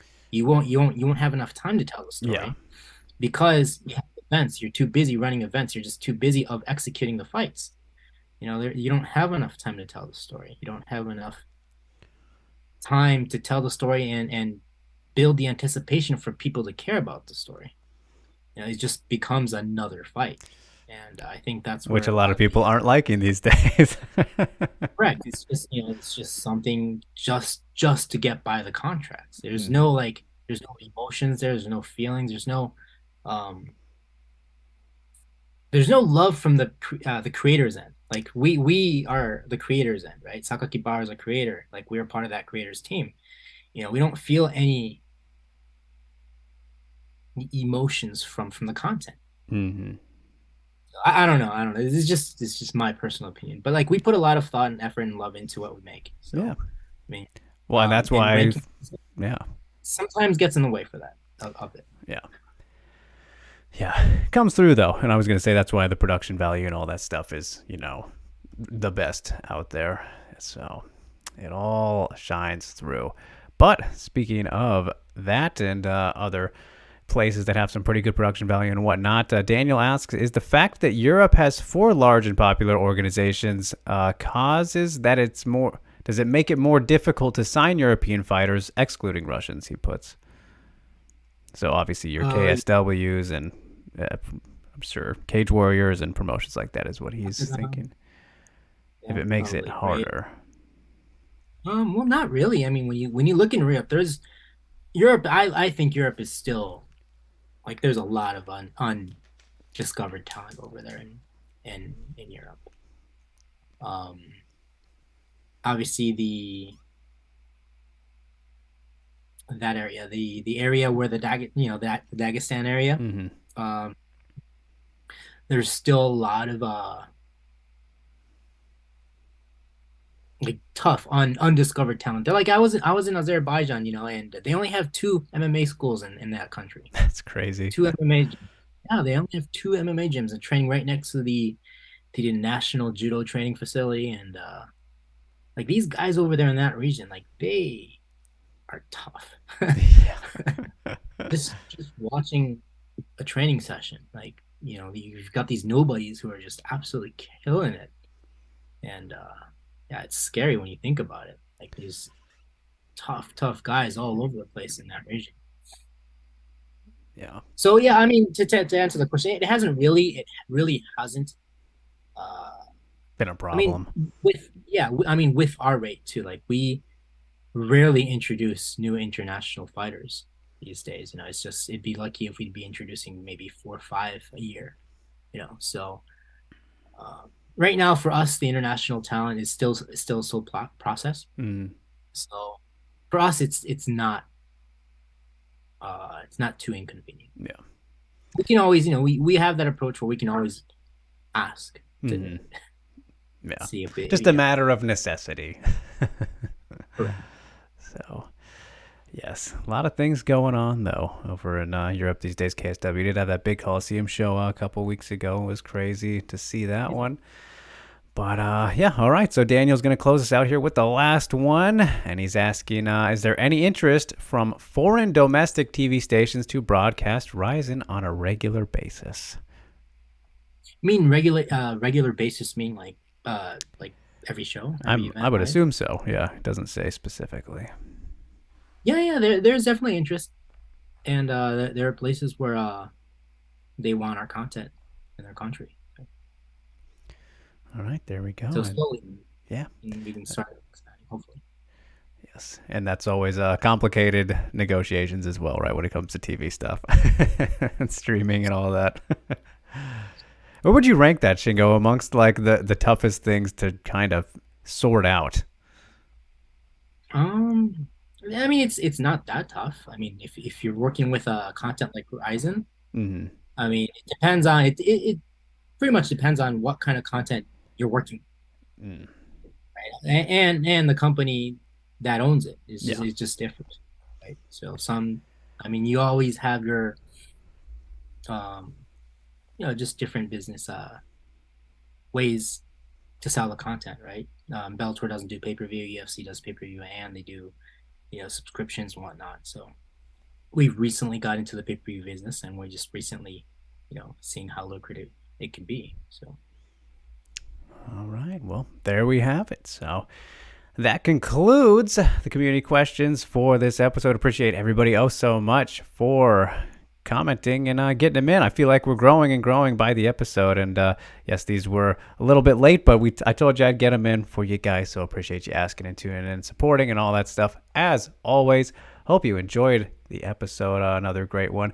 As I will always say, as I think they're all great, but we have good stuff coming as well. Rising 43, June 24th. Good show. A good lineup to be. Got the featherweight title on the line and plenty more action. So tune into that, everybody.